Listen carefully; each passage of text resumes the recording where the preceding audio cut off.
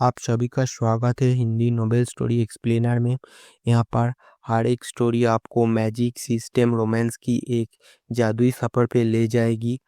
इस स्टोरी का सारा चरित्र, स्थान, घटना सब कुछ काल्पनिक है। इसे वास्तविकता से जोड़ने का प्रयास ना करें। चलिए स्टोरी की तरफ आगे बढ़ते हैं। अध्याय 241। आदित्य वर्मा के शरीर से शक्तिशाली शक्ति निकली। इस समय चुड़ैल कबीले के सभी लोगों को ऐसा लगा जैसे पूरी दुनिया ढह गई हो और उनके दिलों में अत्यधिक उत्पीड़न की भावना भर गई। इस क्षण सभी के भाव अचानक बदल गए। आदित्य वर्मा ने अपनी ओर दौड़ते हुए आ रहे लोगों को देखा। उनकी आंखें अंतहीन हत्या के इरादे से भरी हुई थीं। आदित्य वर्मा को उस समय बहुत गुस्सा आया जब उन्हें इस कबीले में कुछ स्थानों पर ऐसी लड़कियों का अस्तित्व महसूस हुआ जिन पर मानवीय अत्याचार किया गया था। भूमगले ही क्षण उन्होंने देखा कि ये वो कबीले के लोग पहले से ही आदित्य वर्मा की ओर शक्तिशाली आक्रमण के साथ बढ़ रहे थे। हालांकि जब वे आदित्य वर्मा के सामने 10 फीट के भीतर पहुंचे तो उनकी आकृतियां अचानक रुक गईं। ऐसा लग रहा था जैसे इस समय पूरा स्थान जम गया हो। पूरी दुनिया जो सामने खड़े युवक पर केंद्रित थी, इस समय वो कबीले के लोगों के दिलों में दहशत का माहौल था। पूरी दुनिया दूसरे पक्ष के नियंत्रण में थी। जीवन और मृत्यु एक दूसरे के विचारों पर निर्भर करते हैं। ये कितना भयानक एहसास है। आदित्य वर्मा के हाव भाव में कोई परिवर्तन नहीं आया, लेकिन उनकी आंखें अत्यंत तेज थीं। इस क्षण साधना की शक्ति सीधे रूप से कार्य करने लगी, सचमुच धरती हिला देने वाली। अगले ही क्षण आदित्य वर्मा पुनः कदम दर कदम आगे बढ़ने लगे। Bang bang bang bang bang. इस समय जैसे ही आदित्य वर्मा के कदम पड़े, अंतरिक्ष में एक और धीमी आवाज गूंजी। जो लोग रुके थे, ऐसा लग रहा था कि उन्हें इस समय बहुत जोर का झटका लगा है। उनके शरीर से खून की धार निकल रही है और वे पीछे की ओर गिर रहे हैं। एक के बाद एक आंकड़े सामने आते गए। आह आह और भी चीखें सुनाई दीं। इससे पहले कि ये वो कबीले के योद्धा आदित्य वर्मा के सामने पहुंच पाते, उन्होंने खून की उल्टियां की और पीछे की ओर भाग गए। ये दृश्य बहुत भयावह है। हर जगह ऐसी आकृतियां थीं जो उड़कर दूर जा गिर रही थीं। दृश्य बहुत गड़बड़ था, लेकिन आदित्य वर्मा वहां राजसी भाव से खड़े थे। उनका शरीर एक अद्भुत स्वभाव से भरा हुआ था। आदित्य वर्मा फिर भी कदम दर कदम आगे बढ़ते रहे, मानो उन्होंने कोई कार्रवाई ही न की हो। आराम से टहलें। आदित्य वर्मा सीधे आगे आए। बूम। एक निश्चित क्षण में आदित्य वर्मा फिर से एक बांस की इमारत के सामने से गुजरा।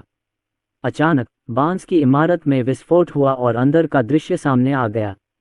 मैंने सिर्फ इतना देखा कि यहाँ एक रक्तकुंड था और रक्तकुंड के पास कई लाशें पड़ी थीं, सभी युवतियां थीं। वो जनजाति का एक बिना कमीज का युवक रक्तकुंड में नहा रहा था और अभी भी उसी के बारे में बात कर रहा था। ऐसा लग रहा था जैसे वह इस रक्तकुंड से ऊर्जा और रक्त सोख कर साधना कर रहा हो। जब बांस की इमारत फटी तो वो वंश का वह युवक जो अभी भी अभ्यास कर रहा था, अचानक अपना चेहरा बदलकर क्रोधित हो गया। उसके शरीर से साधना की एक शक्तिशाली शक्ति भी फूट पड़ी। कौन है? मौत की तलाश में वह युवक अभी भी जादू टोना कर रहा था कि अचानक उसे टोका गया। इसी दौरान उसने आदित्य वर्मा को गुस्से में देखा और सीधे आदित्य वर्मा पर गोली चला दी। बूम। तुम ही मरने के लायक हो। जब आदित्य वर्मा ने यह दृश्य देखा तो उसका दिल दहल गया और उसने कठोर स्वर में कहा। उसकी आवाज में अत्यंत हत्या का भाव था। ये कितने जीवन है। इन सुंदर युवतियों को उनके सामने जादू टोना करने वाले एक जादूगर युवक ने मार डाला। पाप। उसके सामने वाले युवक में एक शक्तिशाली साधना शक्ति फूट रही है और वह पहले से ही एक नींव निर्माण भिक्षु है। हालांकि वह नींव निर्माण के शुरुआती चरण में ही एक भिक्षु है, वह एक सच्चा नींव निर्माण भिक्षु है। उसने कई लड़कियों की जान ले ली है। इस समय उसने तुरंत एक आश्चर्यजनक आक्रमण शुरू किया और आदित्य वर्मा पर हमला करके उसे मार डाला। एक क्षण में उसके शरीर के चारों ओर के रक्तकुंड को केंद्र मानकर रक्तकुंड में रक्त उमड़ पड़ा और एक लंबे खूनी अजगर में बदल गया और सीधे आदित्य वर्मा को काट लिया। रोल। लेकिन जब आदित्य वर्मा ने यह दृश्य देखा तो वह ठंडे स्वर में चिल्लाया। जैसे ही रोल शब्द निकला, पूरा स्थान हिल गया। बूम। अगले ही क्षण ध्वनि की एक लहर तुरंत दूर चली गई। टकराना गर्जन। इसके तुरंत बाद लंबा खूनी अजगर दर्द से दहाड़ा और फिर फट गया। अचानक वो जनजाति के इस युवक का चेहरा अचानक बदल गया और उसने एक अदम्य शक्ति महसूस की। मरना। आदित्य वर्मा ने फिर चिल्लाकर हथेली से वार किया। इस क्षण अंतरिक्ष हिल गया और शून्य ढह गया प्रतीत हुआ। एक अदृश्य बड़ी हथेली का निशान संघनित होकर शून्य से होकर सीधे वो वंश के युवक पर आ गिरा। मालिक, मुझे बचाओ। युवक के चेहरे पर खौफ के भाव थे। उसे लगा कि मौत आ रही है और वह चुपचाप पीछे की ओर चिल्लाया, साथी ताओवादी, कृपया दया करें। यदि आपको कुछ कहना है तो कृपया मुझे बताएं। इसी समय कबीले के भीतर से एक और आश्चर्यजनक आवाज गूंजी। उसी समय दूर से एक काली रोशनी अचानक आई जिसमें एक शक्तिशाली बल था और सीधे शून्य में आदित्य वर्मा की हथेली की शक्ति से टकरा गई। बूम! अचानक एक चौंकाने वाली टक्कर हुई, लेकिन तभी काली रोशनी पीछे हटती हुई दिखाई दी। लेकिन आदित्य वर्मा की हथेली का वार फिर भी वो जनजाति के युवक के सिर पर लगा। आह! वो जनजाति का युवक अभी चिल्लाया था, लेकिन उसकी चीखें पहले ही शांत हो चुकी थीं और उसका सिर टुकड़े टुकड़े हो चुका था। मरना! कुछ ही दूरी पर भूरे रंग के वस्त्र पहने एक बूढ़ा आदमी सामने आया।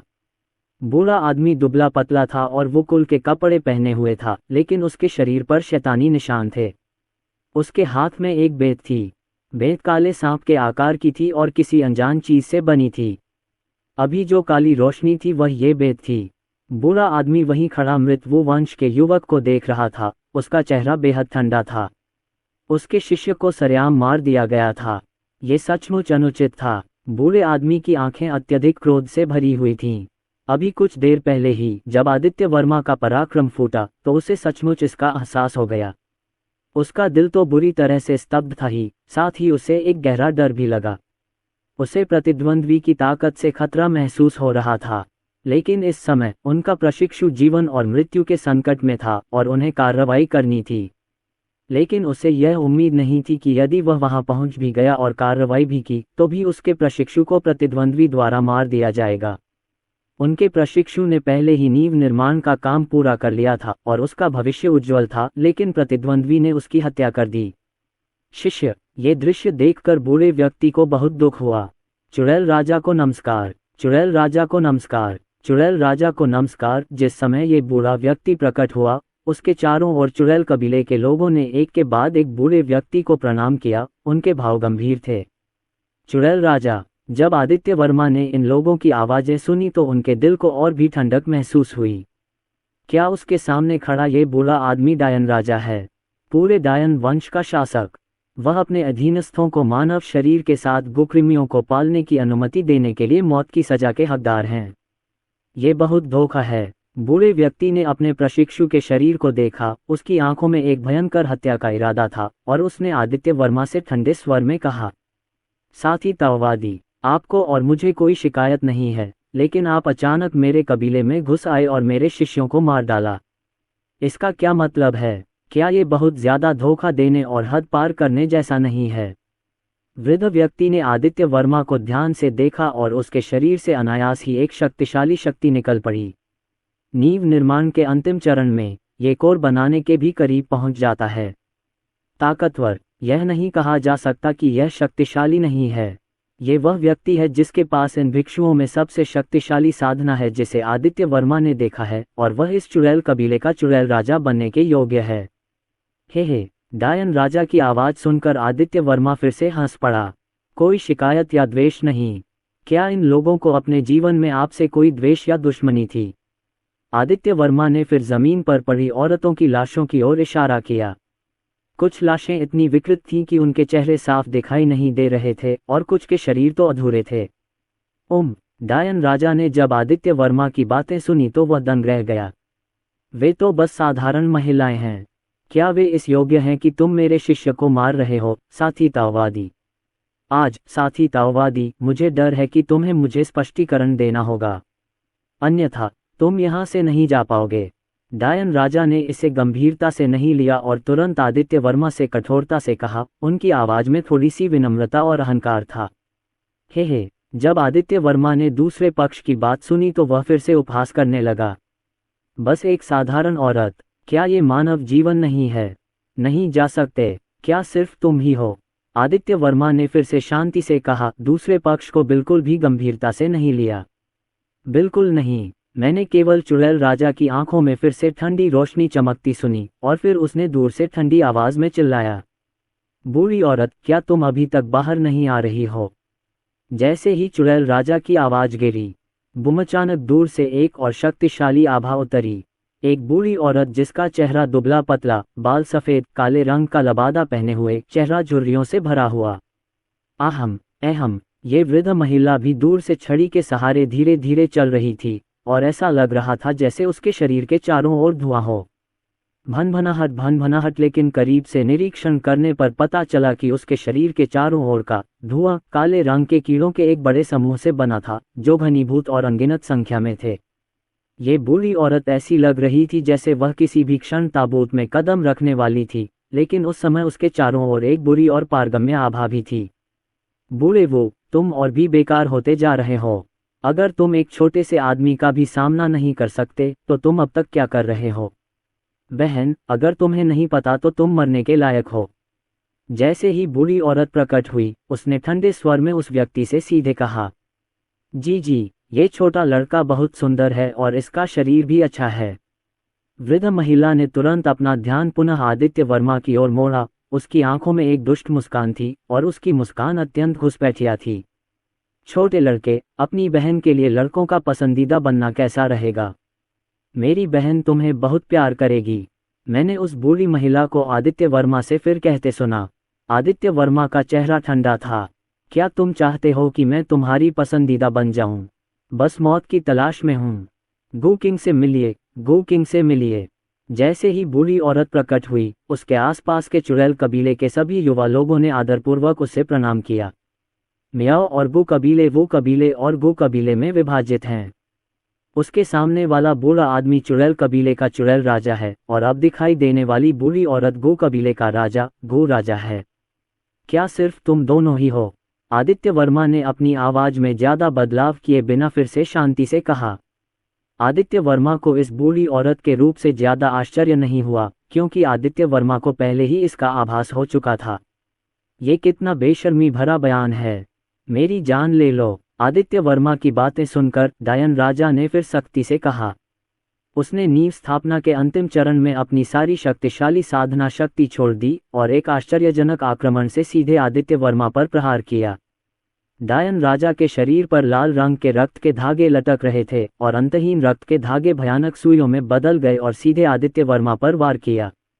ये जादू टोने का खून है। ये रक्त धागे डायन राजा ने करोड़ों लोगों के रक्त को गाढ़ा करके बनाए हैं। ये डायनों का रक्त अभिशाप है, एक विशेष प्रकार का जादू टोना। जब तक ये रक्त धागे आदित्य वर्मा के शरीर पर पड़ेंगे, आदित्य वर्मा जादू टोने की शक्ति से संक्रमित हो जाएगा, जिससे उसके शरीर की ऊर्जा और रक्त निगलकर नष्ट हो जाएगा और वह नष्ट हो जाएगा। इस समय भयानक रक्त रेखाएं करोड़ों में बदल गईं, एक भेदक धार के साथ फट पड़ी और सीधे आदित्य वर्मा पर हमला कर दिया। डायन राजा ने शक्तिशाली डायन रक्त मंत्र का प्रयोग करते हुए पुनः बढ़त ले ली। बूम! आदित्य वर्मा का चेहरा गंभीर था और उसके शरीर से अचानक एक अद्भुत आभा फूट पड़ी। यह आभा उससे भी ज्यादा भयावह थी जो उसने पहले छोड़ी थी। जी डैन, वह जी डैन है। इस समय जब आदित्य वर्मा की साधना जारी हुई तो चुड़ैल राजा बेहद भयभीत हो गया और सदमे में बोला, वास्तविक डैन फॉर्मेशन रियल मुझसे कहीं अधिक शक्तिशाली है। चुड़ैल राजा को विश्वास नहीं हो रहा था कि उसके सामने खड़ा ये युवक वास्तव में दान संरचना क्षेत्र का एक शक्तिशाली व्यक्ति था। एक लोक और एक स्वर्ग, ये वास्तव में डैन फॉर्मेशन क्षेत्र है। ये कैसे संभव है? और इस समय गू राजा भी अविश्वास में था, उसके चेहरे पर भय का भाव था। बूढ़ी औरत, अभी कुछ मत करो। चुड़ैल राजा की आवाज फिर आई। अगले ही पल इस वृद्ध महिला से अचानक साधना की एक शक्तिशाली आभा निकली। नींव निर्माण का अंतिम चरण। ये सही है, ये बूढ़ी महिला गू के राजा नींव निर्माण के अंतिम चरण में एक साधक भी थी। तब बस बूढ़ी औरत के शरीर के चारों ओर एक काली धुंध छा गई, जिसमें से अंतहीन भिनभिनाहट की आवाजें निकल रही थीं, जैसे कि अंतहीन कीड़ों की फुफकार। जाना, बूढ़ी औरत ठंडी आवाज में चिल्लाई और उसके शरीर पर छाई काली धुंध फिर से एक गेंद में बदल गई, कभी एक विशाल खोपड़ी में बदल गई, कभी एक विशालकाय जानवर के बड़े मुंह में बदल गई और आदित्य वर्मा की ओर फट गई। ये काली धुंध अनंत गू कीड़े हैं। अनंत गू कीड़े एक साथ इकट्ठा हुए और अद्भुत शक्ति के साथ फूट पड़े, जिससे लोगों की खोपड़ी सुन्न हो गई।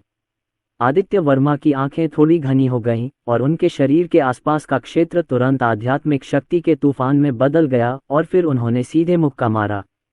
बूम! इस मुक्के में आदित्य वर्मा की शारीरिक शक्ति थी जिससे पूरा स्थान हिल गया। चीख चीख! मुक्का मारा गया जिससे जगह फट गई। एक क्षण में ही अनगिनत जहरीले कीड़े मरकर बिखर गए, लेकिन ये जहरीले कीड़े पल भर में ऐसे इकट्ठे हो गए मानो इन्हें कभी नष्ट नहीं किया जा सकता। उसी समय अंतहीन रक्त रेखा भी आदित्य वर्मा के शरीर पर गिर गई और आदित्य वर्मा की आध्यात्मिक शक्ति द्वारा अवरुद्ध हो गई। Bang bang bang! Aditya Verma ने एक कदम आगे बढ़ाया और उसकी आकृति क्षण भर में बाहर निकली, लगातार अपनी स्थिति बदलती रही और उन दो लोगों की ओर बढ़ी। अचानक धीमी आवाज़ों की एक श्रृंखला गूंज उठी। वे तीनों एक साथ एक पल में लड़े और हिंसक शक्ति ने पूरी दुनिया को रंग बदल दिया। शून्य में तीन शक्तिशाली व्यक्ति हिंसक रूप से टकरा रहे थे। डायन राजा का शरीर अंतहीन रक्त रेखाओं से ढका हुआ था जो बहुत डरावना लग रहा था, और गू राजा का शरीर अंतहीन गू कीड़ों से घिरा हुआ था जो और भी भयानक था।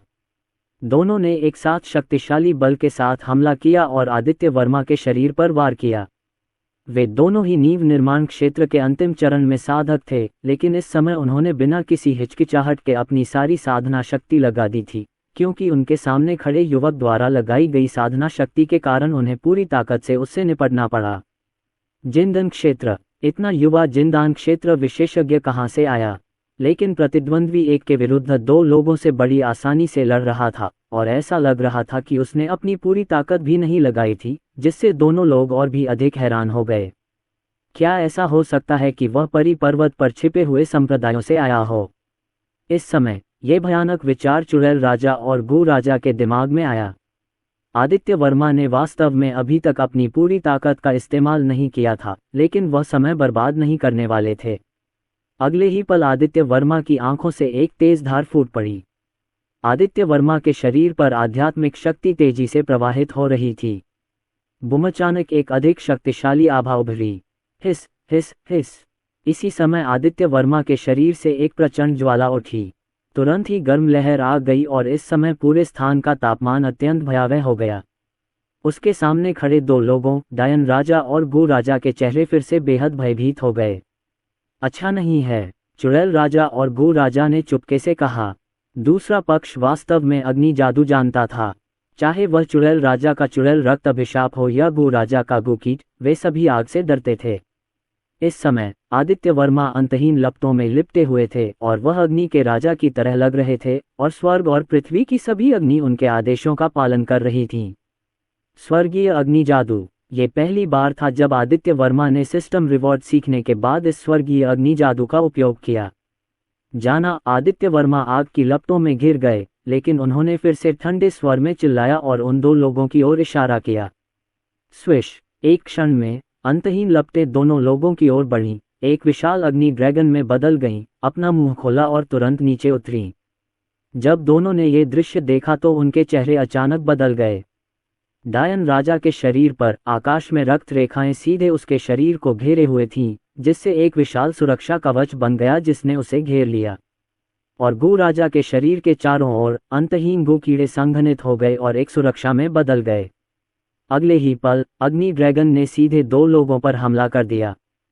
Swish swish swish! एक पल में आकाश में रक्त रेखाएं सीधे वाष्पित हो गईं और अंतहीन गू कीड़े सीधे जलकर राख हो गए, साथ में जलने की गंध भी आई। पफ! इसके तुरंत बाद अचानक खून बहने की दो आवाजें सुनाई दीं। डायन राजा और गू राजा के शरीर एक ही समय में उड़ गए और दूर जा गिरे। जब सबने फिर से देखा तो पाया कि दोनों व्यक्ति अब फटे हुए कपड़ों में थे, उनके शरीर पर जख्म के निशान थे, उनके शरीर पर जलने के निशान थे और उनकी सांसें बहुत कमजोर हो गई थीं। बहुत शर्मिंदा हूँ। दूसरी ओर आदित्य वर्मा तीव्र गति और ज्वाला के साथ आग की लपटों में नहा रहे थे, लेकिन वे अत्यंत उत्कृष्ट थे। किसने सोचा होगा कि दो अंतिम चरण के नींव निर्माण स्वामी चुड़ैल राजा और गू राजा एक साथ हमला करेंगे, लेकिन दूसरे पक्ष द्वारा आसानी से गंभीर रूप से घायल हो जाएंगे। हालांकि आदित्य वर्मा, जिन्होंने दोनों को गंभीर रूप से घायल कर दिया था, फिर भी नहीं रुके। आदित्य वर्मा की आकृति चमक उठी, लेकिन वह तुरंत ही डायन राजा के बगल में आ गिरा और एक और हथेली सीधे गिर गई। चुड़ैल राजा का चेहरा अत्यंत भयभीत हो गया और वह सदमे में चीख पड़ा। नहीं, तुम मुझे नहीं मार सकते, चुड़ैल राजा ने अपनी शेष शक्ति से प्रतिरोध किया। क्या तुम स्पष्टीकरण नहीं देना चाहते? मैं तुम्हें स्पष्टीकरण दूंगा, यह मेरा स्पष्टीकरण है। तुम मर सकते हो, आदित्य वर्मा ने बिना चेहरा बदले ठंडे स्वर में कहा, लेकिन उसके हाथ में जो ताकत थी वह रुकी ही नहीं। आदित्य वर्मा वास्तव में ऐसे अस्तित्व के प्रति थोड़ी सी भी सहानुभूति महसूस नहीं कर सकते थे जिसने अनगिनत जीवन को चोट पहुंचाई थी। इससे निपटने का एकमात्र तरीका उसे मार डालना था। तुम मुझे नहीं मार सकते, मैं चुड़ैलों का राजा हूं। अगर तुम मुझे मार दोगे तो मेरा चुड़ैल कबीला तुम्हें कभी नहीं जाने देगा। मेरा चुड़ैल कबीला दक्षिणी सीमा की रक्षा करता है और मेरा प्रशिक्षु गैरिसन का सदस्य है। वह तुम्हें भी नहीं जाने देगा। जीवन मरण के संकट में डायन राजा ने आदित्य वर्मा से फिर कहा, तुम्हें मार नहीं सकते। चुड़ैल कबीला क्या है, गैरिसन क्या है? डायन राजा की बातें सुनकर आदित्य वर्मा ने फिर से उपहास किया। उसकी आवाज अहंकार से भरी हुई थी। मैं, आदित्य वर्मा, जिस व्यक्ति को मारना चाहता हूं उसे स्वर्ग का राजा भी नहीं मार सकता। अहंकार क्या है? यह अहंकार है। जैसे ही आदित्य वर्मा की आवाज गिरी, अंतहीन लपटें फिर से नीचे उतरी और फिर सीधे चुड़ैल राजा को निगल गईं। आह, चीख तो निकली, लेकिन वह क्षण भर में ही गायब हो गई। कुछ सांसों के बाद जब आग की लपटें शांत हो गईं तो पूरे मैदान में चुड़ैल राजा का कोई नामो निशान नहीं बचा। जमीन पर केवल राख बची थी। डायन राजा की एक पीढ़ी मर गई। आदित्य वर्मा की अग्नि शक्ति से जलकर मर गया। क्या चुड़ैल राजा मर गया है? जलाकर मर जाना। हे भगवान, चुड़ैल राजा जलकर राख हो गया। जब चुड़ैलों के कबीले के लोगों ने ये दृश्य देखा तो वे हैरान रह गए। उनका चुड़ैल राजा ऐसे ही मर गया। उन्होंने तो विरोध भी नहीं किया। एक क्षण के लिए वहां सन्नाटा छा गया और सभी के दिलों में ठंडक छा गई। इस क्षण गू राजा भी हैरान रह गया। चुड़ैल राजा ऐसे ही मर गया। दूसरे पक्ष ने वास्तव में ऐसा करने का साहस किया। आदित्य वर्मा ने डायन राजा को मारने के बाद उसे फिर से देखा। साथी ताओवादी, मेरी जान बख्श दो। साथी ताओवादी, मेरी जान बख्श दो। ये बुरी चीज मरने के लायक है, लेकिन मैंने कुछ नहीं किया। इस समय वृद्ध महिला भी भयभीत हो गई और उसने तुरंत आदित्य वर्मा से दया की भीख मांगी। उसे दया की भीख मांगनी पड़ी। तुमने कुछ नहीं किया। तुम गू कीड़ों ने भी बहुत से लोगों को नुकसान पहुंचाया है ना? आदित्य वर्मा ने हल्के से कहा। नहीं नहीं, मैं जंगली जानवरों के साथ अभ्यास करता हूं और मैंने कभी किसी को नुकसान नहीं पहुंचाया। सच में, उनका वो कबीला अक्सर लोगों को नुकसान पहुंचाता है, लेकिन हमारा गो कबीला सचमुच ऐसा नहीं करता। बूढ़ी औरत ने फिर कहा, लेकिन उसकी आंखों में क्रूरता का भाव था। लेकिन आदित्य वर्मा को स्वाभाविक रूप से इस पर विश्वास नहीं हुआ। चाहे तुम कितना भी कहो, तुम बचोगे नहीं। इसलिए बेहतर है कि तुम मर जाओ। आदित्य वर्मा ने फिर कठोर स्वर में कहा, धीरे धीरे वृद्ध महिला की ओर बढ़ते हुए। ऐसा लग रहा था जैसे वह कोई कार्रवाई करने वाला है।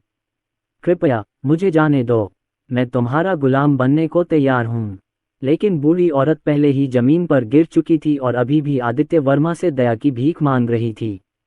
लेकिन जब आदित्य वर्मा उसके सामने चलने ही वाला था, जो बूढ़ी औरत पहले रेंग रही थी, उसने अचानक अपना सिर उठाया। भाड़ में जाओ। अचानक बूढ़ी औरत के चेहरे पर एक भयंकर भाव प्रकट हुआ और उसकी आंखों में और भी अधिक आक्रोश था। उसी समय उसकी साधना शक्ति तुरंत फूट पड़ी और आदित्य वर्मा की ओर इशारा किया। अचानक कुछ सुनहरे कीड़े आदित्य वर्मा की ओर झपटे। एक गुप्त हमला। इस गू राजा ने वास्तव में इस समय आदित्य वर्मा पर हमला किया। कई सुनहरे कीड़े अचानक प्रकट हुए और आदित्य वर्मा की ओर अचानक हमला बोल दिया। बिल्कुल अप्रत्याशित, ये दृश्य कुछ ऐसा था जिसकी आदित्य वर्मा को उम्मीद नहीं थी। लेकिन आदित्य वर्मा जरा भी नहीं घबराए। पूरी ताकत के सामने सारे छिपे हुए हमले बेकार थे। बुम अचानक आदित्य वर्मा के शरीर के चारों ओर फिर से अंतहीन लपटें दिखाई देने लगीं।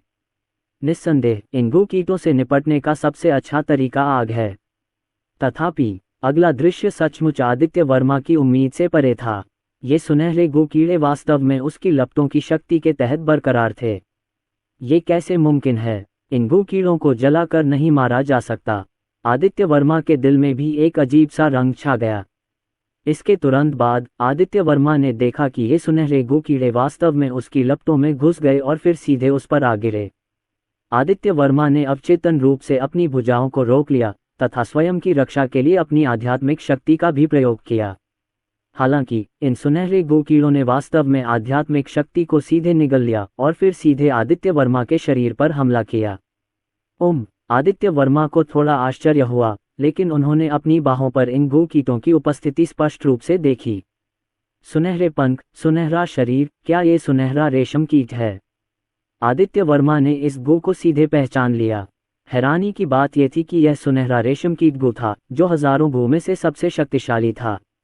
इसके अलावा यह अत्यधिक जहरीला होता है और यह एक प्रकार का गो कीट है जो अनगिनत जहरीले कीड़ों को कई तरीकों से निगलने से पैदा हुआ है। यह पानी और आग से अछूता रहता है। हा, ये गोल्डन सिल्कवर्म गो है। अगर तुमने मेरा गोल्डन सिल्कवर्म गो लगाया तो तुम जल्द ही मर जाओगे। बचने की कोई संभावना नहीं है। मेरा सुनहरा रेशम कीट गो आग से नहीं डरता।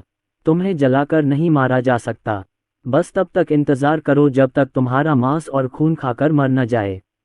ये सुनहरा रेशम कीट गो मेरी सबसे मजबूत विधि है। तुम मर चुके हो।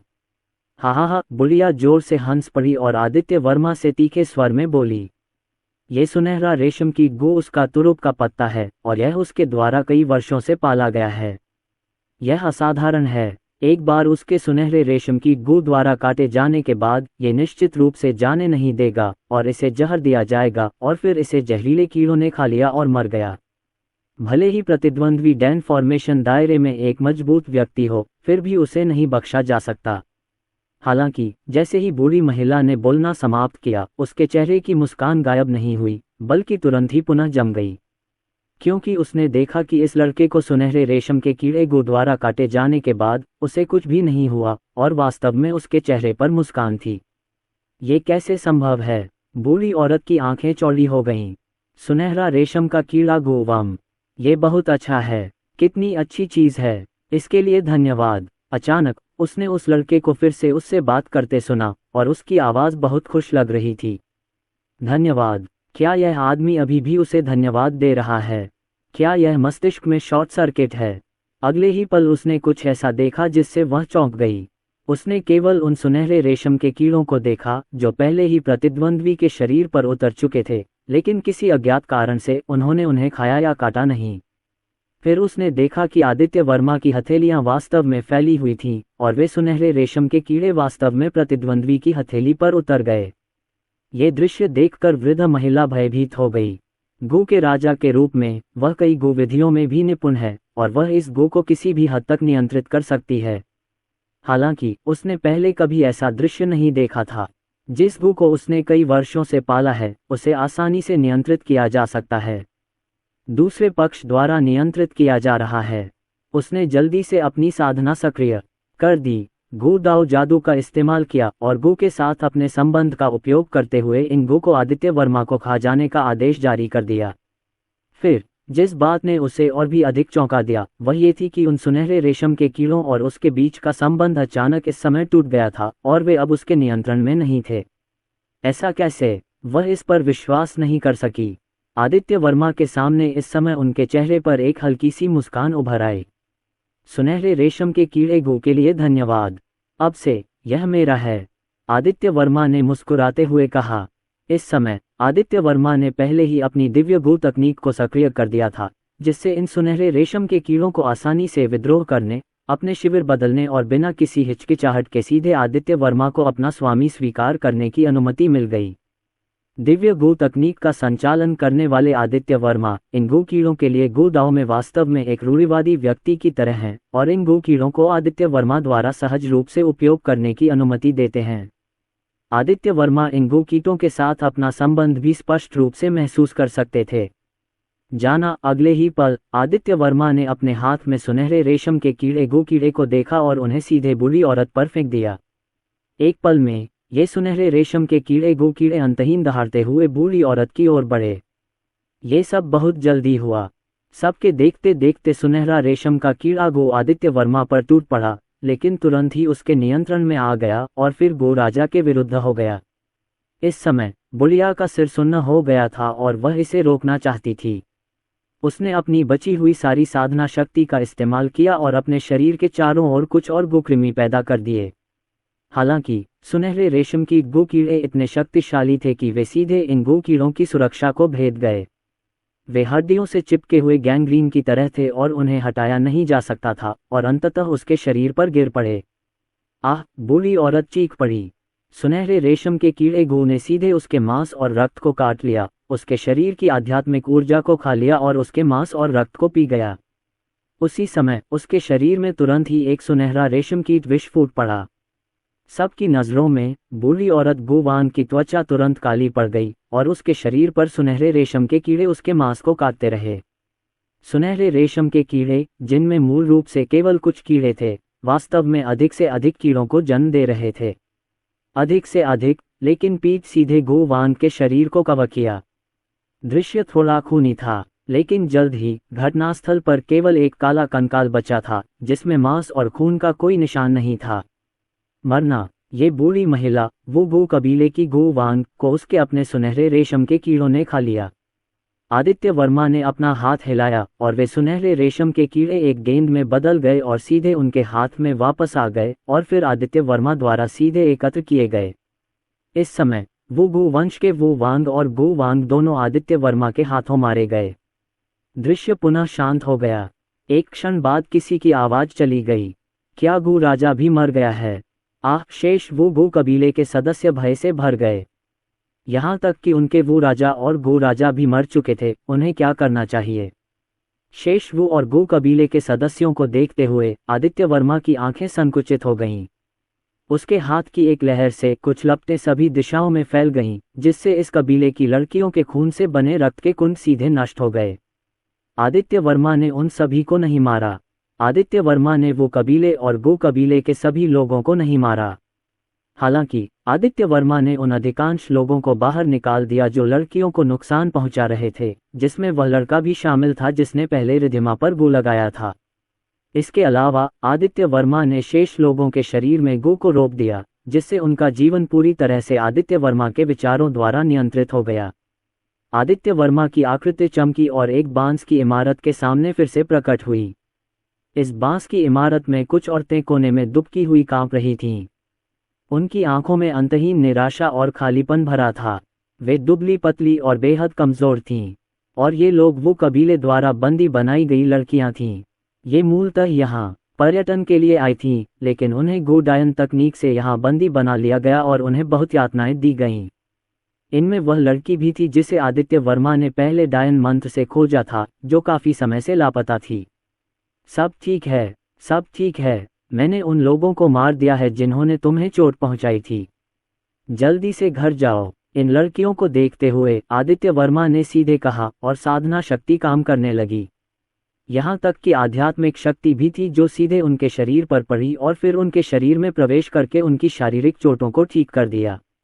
जब इन लड़कियों ने आदित्य वर्मा की बातें सुनी तो उन्होंने सिर उठाया और आदित्य वर्मा की ओर देखा। उनकी आंखें डर और संदेह से भरी थीं। ठीक ठाक है। इन लड़कियों को इस बात पर यकीन नहीं हो रहा था, मानो वे अभी भी अंधेरे में हैं और बच नहीं पाए हैं। सब ठीक है, जल्दी घर जाओ। आदित्य वर्मा की आवाज फिर आई। अंततः एक लड़की ने साहस जुटाया और बांस की इमारत से बाहर निकल आई। वो कबीले का कोई भी आदमी आगे नहीं आया और केवल कुछ लोग ही जमीन पर घुटने टेके हुए थे। आह! ये वास्तव में ठीक है। सब ठीक है, हम घर जा सकते हैं। अचानक एक लड़की की आवाज आई और कई लड़कियां खुशी से आंसू बहा रही थीं। वे बच गईं और एक आपदा से बच निकलने के बाद उनमें आशा की किरण जगी। फिर ये लड़कियां सीधे बाहर चली गईं। इन जीवित लड़कियों को जाने दो। आदित्य वर्मा की आकृति चमक उठी, लेकिन वह फिर से एक विशाल पहाड़ी के सामने उतरा, जो एक विशाल किले की तरह लग रही थी।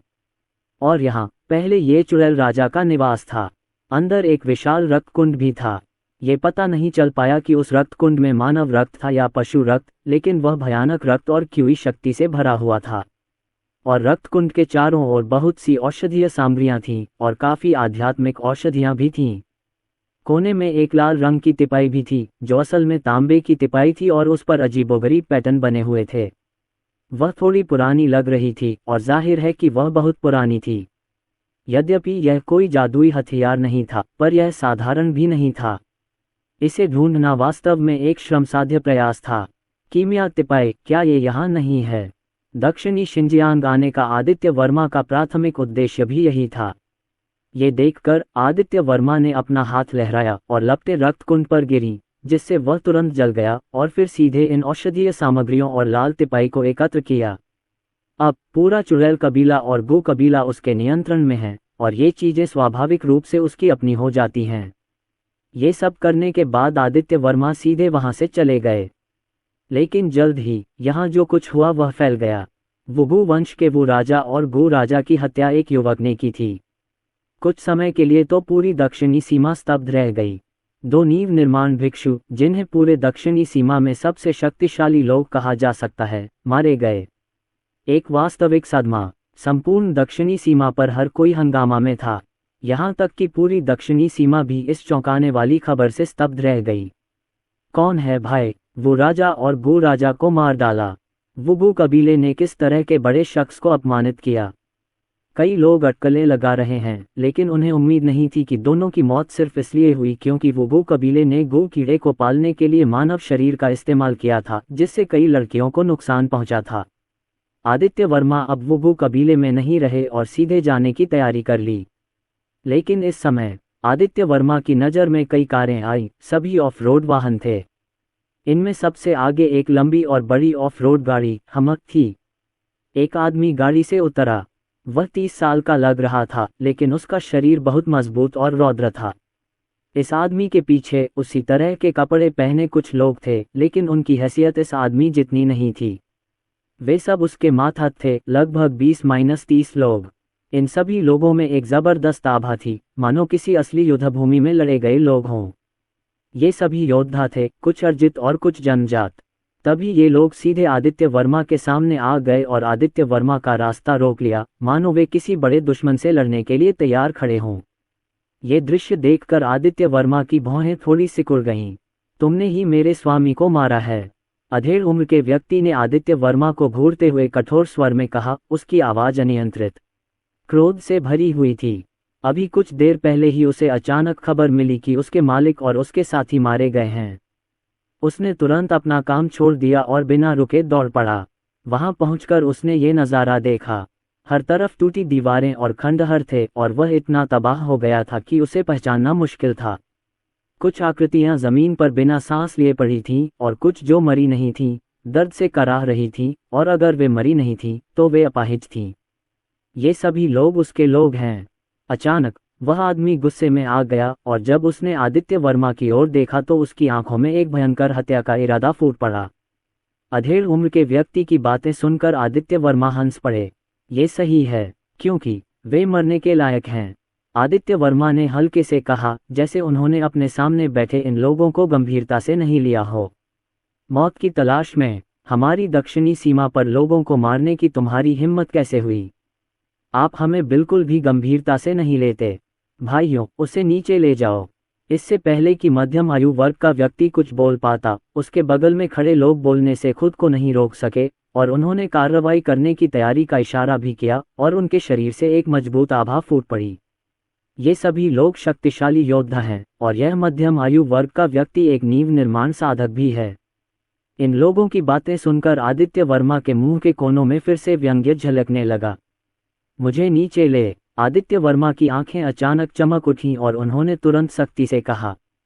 सिर्फ तुम। भूमादित्य वर्मा के शरीर से तुरंत एक प्रबल आभा फूट पड़ी। इस समय वहां उपस्थित सभी लोगों को ऐसा महसूस हुआ जैसे आसमान टूट पड़ा हो।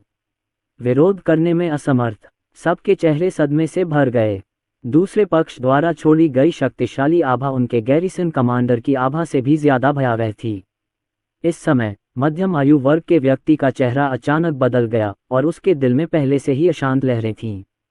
वह दक्षिणी शिनजियांग गैरिसन सेना का एक सैन्य अधिकारी था, नींव निर्माण के प्रारंभिक चरण में एक साधक। इस समय उसने प्रतिद्वंद्वी की शक्ति को और गहराई से महसूस किया। उस पर एक भयानक दबाव छा गया था और उसके शरीर की आध्यात्मिक शक्ति इस दबाव में काम करना बंद कर चुकी थी। ये सचमुच भयानक था। यद्यपि उसे उम्मीद थी कि प्रतिद्वंद्वी उसके स्वामी चुड़ैल राजा और गो राजा को मार सकता है, उसकी साधना कमजोर नहीं होनी चाहिए और यहाँ तक कि उसके स्वामी से भी अधिक मजबूत होनी चाहिए, लेकिन उसने यह उम्मीद नहीं की थी कि यह इतना शक्तिशाली होगा। शायद यदि उनकी सेना ने कार्रवाई की होती तो ही जीत की संभावना होती। तुम बहुत ताकतवर हो, लेकिन यह मेरी दक्षिणी शिंजियांग गैरिसन सेना का इलाका है। तुमने मेरे मालिक और मेरे कुल के लोगों को मार डाला। अगर मैं इसका बदला नहीं लूंगा तो मैं चुड़ैल कुल का सदस्य बनने के लायक नहीं रहूंगा। मध्यम आयु वर्ग के व्यक्ति ने फिर सख्ती से कहा। बूम जैसे ही उसकी आवाज गिरी, उसकी साधना शक्ति भी उसके शरीर में प्रवाहित हुई और वह वास्तव में आदित्य वर्मा पर हमला करना चाहता था। हाहा, आप बहुत साहसी हैं। ये दृश्य देखकर आदित्य वर्मा घृणा से हंस पड़े। अगले ही पल आदित्य वर्मा के चेहरे की मुस्कान ठंडी पड़ गई और एक ठंडे भाव में बदल गई। कितनी शर्म की बात है, भाड़ में जाओ। आदित्य वर्मा ने फिर से ठंडे स्वर में चिल्लाया, अपना हाथ उठाया और शून्य की शक्ति तथा हवा और बादलों की शक्ति को सक्रिय कर दिया। एक आध्यात्मिक शक्ति अत्यंत हिंसक बल के साथ एक विशाल हथेली में संघनित हो गई। धमाका, शक्ति तुरंत ही उस अधेड़ उम्र के व्यक्ति पर छा गई। टकराना, फिर वह अधेड़ उम्र का आदमी पीछे की ओर उड़ गया। पफ, उसी समय उसके मुंह से खून की धार फूट पड़ी। कुचला हुआ, बिना किसी प्रतिरोध के, मध्यम आयु वर्ग के व्यक्ति की आंखें भय से भरी हुई थीं और गिरने से पहले उसका शरीर कई फीट पीछे की ओर उड़ गया। सैन्य दूत, आसपास के लोगों ने भी ये दृश्य देखा तो उनके चेहरे बदल गए। वे चिल्ला उठे, उनके शरीर में शक्ति का संचार हुआ और वे आदित्य वर्मा की ओर लपकने ही वाले थे। गैरिसन सैनिक होने के नाते भले ही वे अजेय थे, फिर भी वे निडर थे। अगर तुम हिले तो मर जाओगे। यह मत सोचो कि मैं तुम पर दया दिखाऊंगा क्योंकि तुम एक गैरिसन सैनिक हो। लेकिन इस समय एक भयानक दमनकारी शक्ति फिर से उन पर गिर गई और आदित्य वर्मा की ठंडी आवाज फिर से आए। आदित्य वर्मा के मन में अनायास ही एक जबरदस्त जानलेवा इरादा उभर आया। इस वक्त इन लोगों को सचमुच एक जानलेवा खतरा महसूस हो रहा था। दूसरा पक्ष निश्चित रूप से मजाक नहीं कर रहा था। मध्यम आयु वर्ग का व्यक्ति बड़ी मुश्किल से जमीन से ऊपर चढ़ा, उसका चेहरा बेहद बदसूरत हो गया था और उसने दूसरे पक्ष की ओर देखा। वह जानता था कि दूसरे पक्ष ने वास्तव में उस पर दया दिखाई है, अन्यथा वह खड़ा नहीं हो पाता। आदित्य वर्मा ने दया दिखाई सिर्फ इसलिए कि दूसरा पक्ष एक सैनिक था। लेकिन आदित्य वर्मा के दिल में अभी भी गुस्सा था। क्या गैरिसन है? आदित्य वर्मा ने फिर से उपहास किया और अपनी नजरें सब पर घुमाईं। एक गैरिसन के रूप में क्या आप इस तरह से किसी स्थान की रक्षा करते हैं? क्या आप इस तरह से अपने देश की रक्षा करते हैं? आदित्य वर्मा की आवाज फिर ठंडी आई। एक सैनिक टुकड़ी के रूप में क्या आप वो कबीले के लोगों को मारने की अनुमति देते हैं? आदित्य वर्मा बोलते रहे, लेकिन उनकी आवाज में अत्यधिक ठंडक थी। और आप नानजियांग गैरिसन के एक सैन्य अधिकारी के रूप में कबीले के लोगों को बुरे काम करने देना, क्या इसी तरह आप देश और लोगों की रक्षा करते हैं? आदित्य वर्मा ने फिर से उस अधेड़ उम्र के आदमी को ठंडेपन से देखा और गुस्से से कहा। जैसे ही आदित्य वर्मा की आवाज धीमी हुई, हर ध्वनि सभी के दिमाग पर एक जागृति की तरह छा गई। इस समय सभी के चेहरे पीले पड़ गए। क्या वो कबीले के लोगों ने लोगों को मार डाला?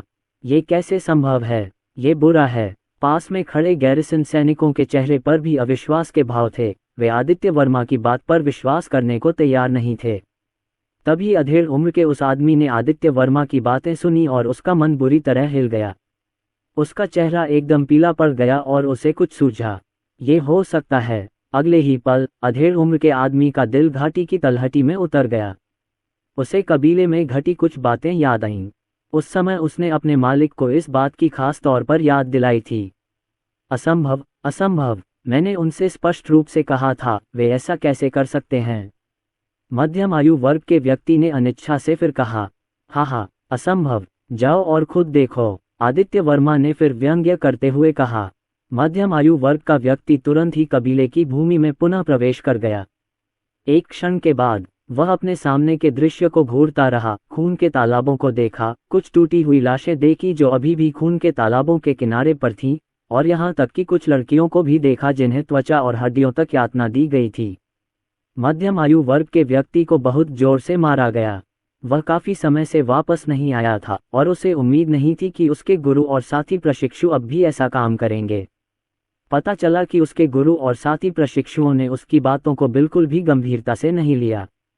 पफ, अगले ही पल उस अधेड़ उम्र के आदमी ने फिर से खून थूक दिया और उसका शरीर भी कांप रहा था और ऐसा लग रहा था कि वह स्थिर होकर खड़ा नहीं हो सकता। उसके गुरु और साथी प्रशिक्षुओं ने वास्तव में अपराध किए और लोगों की हत्या की। वे मारे जाने के लायक थे। न केवल इस मध्यम आयु वर्ग के व्यक्ति ने ये दृश्य देखा, बल्कि दक्षिणी शिंजियांग गैरिसन के लोगों ने भी ये दृश्य देखा और उनके हाव भाव बेहद बदसूरत हो गए। ये स्पष्ट है कि कौन सही है और कौन गलत। ये चुड़ैल कबीले के लोग सचमुच मरने के लायक हैं। क्या आपको लगता है कि इस दुनिया में जीने के लिए आपके पास अभी भी सम्मान है? क्या आप अभी भी गैरिसन के सदस्य कहलाने के योग्य हैं? अगर वे ऐसे हैं, तो मुझे डर है कि वे आपकी मदद के बिना नहीं रह सकते, है ना? जब आदित्य वर्मा ने ये दृश्य देखा तो वह फिर से हंस पड़े। हत्यारा जमीन पर वार करने में असफल रहा, लेकिन इस समय आदित्य वर्मा का दिल दहल गया। मैंने तुम्हें अभी नहीं मारा, बस तुम्हें ये बताने के लिए कि तुम जो बोओगे वही काटोगे। अब क्या तुम इसे खुद संभालना चाहते हो? क्या तुम इसे खुद सुलझाना चाहते हो या मुझे इसे खुद करना चाहिए? आदित्य वर्मा ने अधेड़ उम्र के व्यक्ति की ओर फिर से ठंडेपन से देखा और उसे विकल्प देते हुए शांति से कहा। जब अधेड़ उम्र के व्यक्ति ने आदित्य वर्मा की बातें सुनी तो वह फिर से चौंक गया। मैं गलत था। हालांकि मैं दक्षिणी शिंजियांग गैरिसन का एक सैन्य दूत हूँ। देश की सेवा के लिए क्या मैं ऐसा कर सकता हूँ? अधेड़ उम्र के आदमी ने आह भरते हुए कहा, लेकिन वह मरना नहीं चाहता था। देश की सेवा, ये दूसरों को नुकसान पहुंचाने का कारण नहीं है। दूसरे पक्ष की बातें सुनकर आदित्य वर्मा की आंखें अचानक फिर से उग्र हो गईं। अपनी बात समाप्त करने के बाद उन्होंने पुनः सीधे दूसरे पक्ष की ओर इशारा किया। एक उंगली से एक भयंकर आक्रमण तुरंत आया। नहीं, मध्यम आयु वर्ग के व्यक्ति की अभिव्यक्ति अत्यंत भयभीत हो गई और उसके शरीर की शेष आध्यात्मिक शक्ति सुरक्षा में बदल गई और वह भयभीत हो गया। लेकिन इससे पहले कि वह शब्द बोल पाता, वह वहां भावशून्य, निर्जीव सा खड़ा हो गया और उसके माथे पर किसी बल से सीधा प्रहार किया गया। दक्षिणी शिंजियांग गैरिसन में 5वें स्थान पर रहे एक दूत जो सेना में शामिल हो गए थे, की मृत्यु हो गई। दक्षिणी शिंजियांग गैरिसन के सैन्य दूत की हत्या आदित्य वर्मा ने की थी। मृत, क्या सेना में भर्ती होने के बाद आपके मालिक की मृत्यु इसी तरह हुई थी? सभी लोग अविश्वास से ये दृश्य देख रहे थे और स्तब्ध थे। उनके सैन्य दूत की इस तरह मृत्यु हो गई, तो बचाव पक्ष का क्या? ये लोगों को नुकसान पहुंचाने का कोई कारण नहीं है। सबके कानों में अब भी एक दूसरे की बातें गूंज रही थीं, पर उनके हृदय अंतहीन शीतलता से भरे हुए थे, पर वे खंडन करने में असमर्थ थे। दरअसल बचाव पक्ष का क्या? ये दूसरों को नुकसान पहुंचाने का कारण नहीं हो सकता। भले ही आप एक पक्ष की रक्षा कर रहे हों, गलतियां करना छूट का कारण नहीं बन सकता। गुण दोषों की भरपाई नहीं की जा सकती। दूसरे पक्ष ने जरा भी संकोच नहीं किया और यहाँ तक कि उसकी आंखों में भी कोई उतार चढ़ाव नहीं देखा, मानो उसके विचार से ऐसा ही होना चाहिए। आप अपना ख्याल खुद रख सकते हैं, आदित्य वर्मा ने फिर धीरे से कहा और फिर बाकी लोगों पर हमला किए बिना सीधे चले गए। तो दक्षिणी शिंजियांग गार्ड आर्मी के सैन्य दूतों का क्या? आदित्य वर्माझेन ने इस दक्षिणी शिंजियांग गार्ड आर्मी को गंभीरता से नहीं लिया। यदि भविष्य में दूसरा पक्ष आपके लिए परेशानी पैदा करेगा तो ऐसा ही होगा। आदित्य वर्मा चले गए, लेकिन पूरा दक्षिणी शिंजियांग फिर से हिल गया, क्योंकि दक्षिणी शिंजियांग गैरिसन के सैन्य दूत की हत्या कर दी गई थी। कैंगशान पर्वत पार करने के बाद आदित्य वर्मा सीधे दाली हवाई अड्डे पहुंचे और अपने निजी विमान में सवार हो गए। मैं मुंबई वापस आ गया हूं, जल्द ही मिलते हैं, आदित्य वर्मा ने रिद्धिमा को वेचेट पर मैसेज भेजा। आदित्य वर्मा को अब भी इस खूबसूरत होस्टेस से बहुत लगाव है। आदित्य वर्मा देख सकता है कि वह उसमें दिलचस्पी रखती है और उसके लिए उसे जीतना बहुत आसान है। हालांकि आदित्य वर्मा जानबूझकर ऐसा नहीं करेगा और बस यूं ही होने देगा। आदित्य वर्मा ने कल्पना की कि यदि हमारी किस्मत अच्छी रही तो हम उन्हें फिर से देख सकेंगे। आदित्य वर्मा अपना निजी विमान लेकर सीधे मुंबई लौट आए। एयरपोर्ट के बाहर पार्किंग में आदित्य वर्मा की मर्सिडीज बेंज एस खड़ी है। आदित्य वर्मा सीधे मुंबई नंबर 1 विला वापस चले गए। जब आदित्य वर्मा विला के दरवाजे पर वापस आए तो सफ़ेद बिल्ली पहले ही आदित्य वर्मा के सामने आ चुकी थी। म्याऊं, सफ़ेद बिल्ली आदित्य वर्मा पर भौंकने लगी, मानो आदित्य वर्मा से श्रेय मांग रही हो। मालिक, मैंने अच्छा काम किया है ना? मैंने आपकी औरत की रक्षा की। आदित्य वर्मा का संपर्क सफ़ेद बिल्ली से हुआ और उन्होंने तुरंत सफ़ेद बिल्ली के आंतरिक विचारों को महसूस कर लिया। हाँ, बुरा नहीं है। जब मैं अमृत बनाना समाप्त कर दूंगा तो मैं तुम्हें एक इनाम दूंगा। आदित्य वर्मा ने मुस्कुराते हुए तुरंत सिर हिलाया और कहा, कुछ दिन पहले जब मैं जादुई शहर में था तो यहाँ कुछ हुआ। जादुई शहर के किन परिवार का किन फैंग यहाँ आया था। अगर सफ़ेद बिल्ली न होती तो ये शियुन को जादुई शहर वापस ले जाया जाता। सफ़ेद बिल्ली की शक्ति स्थापित हो गई है। आदित्य वर्मा की नज़र सफ़ेद बिल्ली पर पड़ी, लेकिन उसकी आंखों में एक और अजीब रंग चमक उठा। सफ़ेद बिल्ली के बाल चमकदार हैं और इसके चारों ओर कुछ आध्यात्मिक शक्ति भी प्रवाहित होती है जो इसे एक राजसी आभा प्रदान करती है। ये सफ़ेद बिल्ली पुनः शक्तिशाली हो गई है, वास्तव में एक नींव निर्माण करने वाले भिक्षु के बराबर। इससे आदित्य वर्मा को आश्चर्य हुआ। हालांकि यह अच्छी बात है। ये सफ़ेद बिल्ली तो मानो आम जानवरों की श्रेणी से बाहर निकल आई है। इसे आध्यात्मिक जानवर कहना कोई अतिशयोक्ति नहीं होगी। सफ़ेद बिल्ली जितनी ज़्यादा शक्तिशाली होगी उसे अपनी ही मदद करने वाला माना जा सकता है। कम से कम घर और वृद्धाश्रम की देखभाल में उसे कोई परेशानी तो नहीं होगी। आदित्य वर्मा चुपचाप अपने विला नंबर 13 में दाखिल हुए। विला का लिविंग रूम उज्ज्वल प्रकाश से भरा हुआ है। योगा मैट पर एक सुडौल शरीर वाली महिला व्यायाम कर रही थी। उसने कैमिसोल और ग्रे टाइट्स पहने हुए थे। लिविंग रूम में आदित्य वर्मा की आकृति प्रकट हुई। सामने योगाभ्यास करती आकृति को देखकर उसके शरीर में अचानक गर्मी सी दौड़ गई। ये गति, यह आसन। ये शियुन योग क्रियाओं पर ध्यान केंद्रित कर रही थी। उसे लिविंग रूम के दरवाजे पर खड़े आदित्य वर्मा की आकृति का बिल्कुल भी पता नहीं था। एक अच्छे फिगर के लिए अभ्यास की आवश्यकता होती है और इसे बनाए रखने की भी आवश्यकता होती है। योग एक फिटनेस कार्यक्रम है जो उन्हें बहुत पसंद है। ये शियुन ने अपने पैर उठाए और बाघ की मुद्रा बना ली। इस डबल एंगल स्ट्रेच में हैमस्ट्रिंग और एब्डिक्टस पूरी तरह से स्ट्रेच होते हैं और धड़ और सिर तक रक्त का प्रवाह भी बेहतर होता है। यह आसन न केवल पाचन तंत्र की कार्यक्षमता को बढ़ाता है बल्कि वजन कम करने और स्वास्थ्य बनाए रखने में भी मदद करता है। Perfect body. ये शियुन को ये हरकत करते देख आदित्य वर्मा को लगा कि उसकी सांसें थोड़ी तेज हो गई हैं। लेकिन अगले ही पल ये शियुन ने अनजाने में अपने शरीर के आर पार देखा। उसके ठीक पीछे एक परिचित आकृति खड़ी थी जो सीधे उसकी ओर देख रही थी। एक पल के लिए ये शियुन की आंखें चौड़ी हो गईं। आदित्य वर्मा, ये शियुन के मुंह से अचानक एक विस्मयादिबोधक निकला और ये शियुन ने जो कुछ भी कर रही थी उसे तुरंत रोक दिया और खड़ी हो गई। तुम वापस क्यों आ गए? जब तुम अंदर आए थे तो कुछ क्यों नहीं कहा?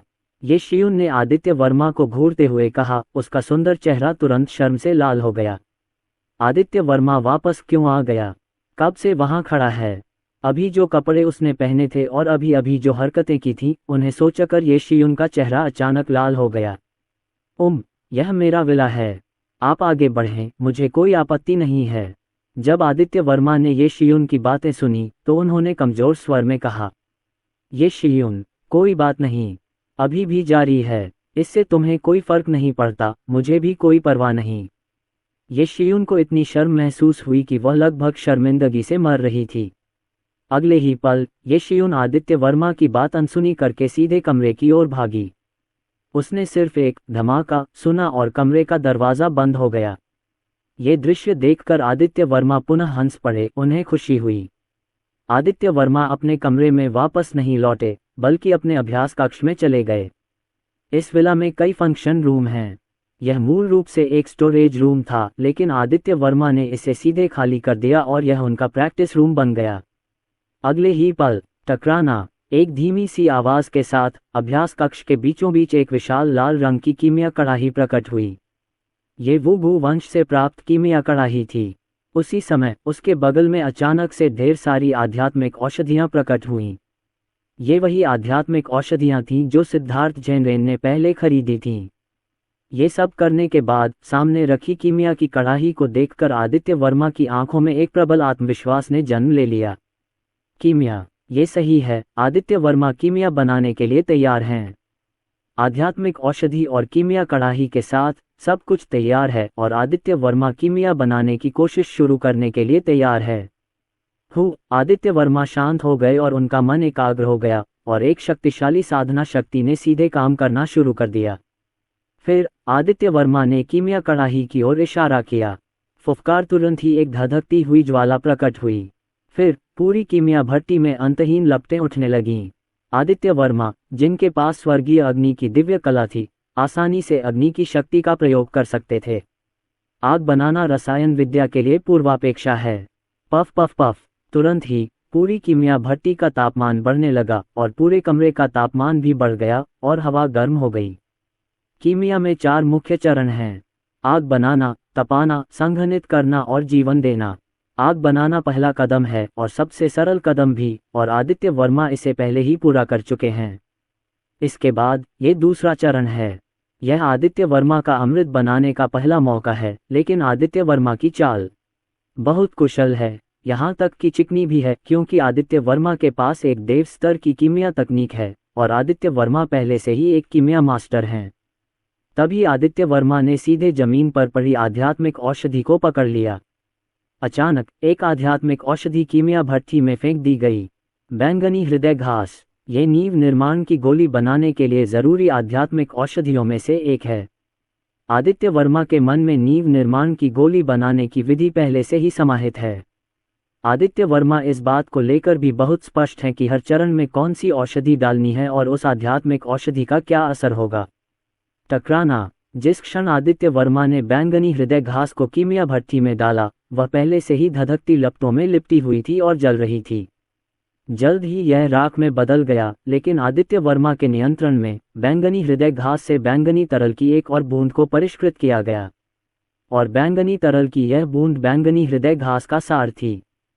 फिर आदित्य वर्मा ने दूसरा आध्यात्मिक घास डाला, स्वर्गीय आध्यात्मिक जड़, फिर हुई रूपी घास। आदित्य वर्मा आध्यात्मिक शक्ति के उत्पादन को नियंत्रित करते थे, कीमिया भट्टी में ज्वाला शक्ति को नियंत्रित करते थे और यहाँ तक कि कीमिया भट्टी में हर परिवर्तन को महसूस करते थे।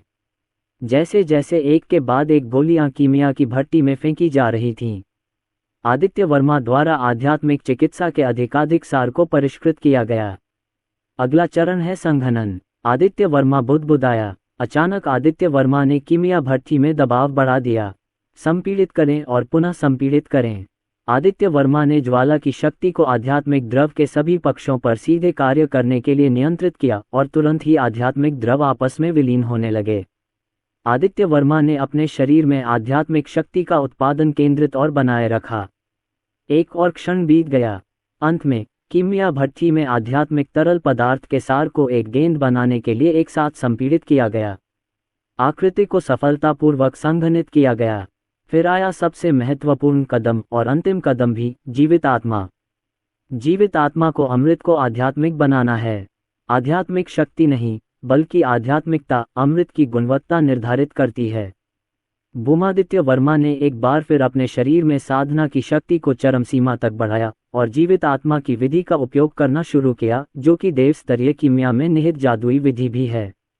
आदित्य वर्मा के हाथों ने शीघ्रता से मुहरें बना लीं और शून्य में तेजी से घूमने लगे तथा आध्यात्मिक शक्ति उनकी उंगलियों पर घूमने लगी।